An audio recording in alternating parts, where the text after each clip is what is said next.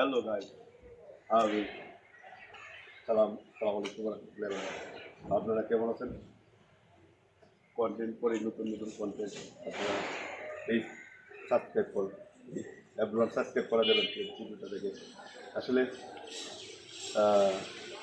আমাদের যে এখন একটা সুখের খবর পাইলাম আলহামদুলিল্লাহ, যুদ্ধবিরতি হয়ে গেছে।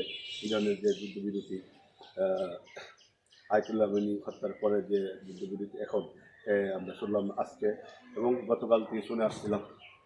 যুদ্ধবিরতি একদম স্টপ হয়ে গেছে আলহামদুলিল্লাহ। আলহামদুলিল্লাহ পাক মেহরবানি করেছেন।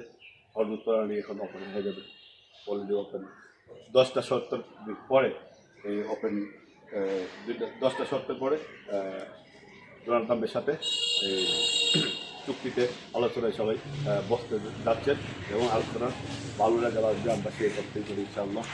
আল্লাহ পাক সর্বশক্তিমান আমাদেরকে সৃষ্টি করেছেন।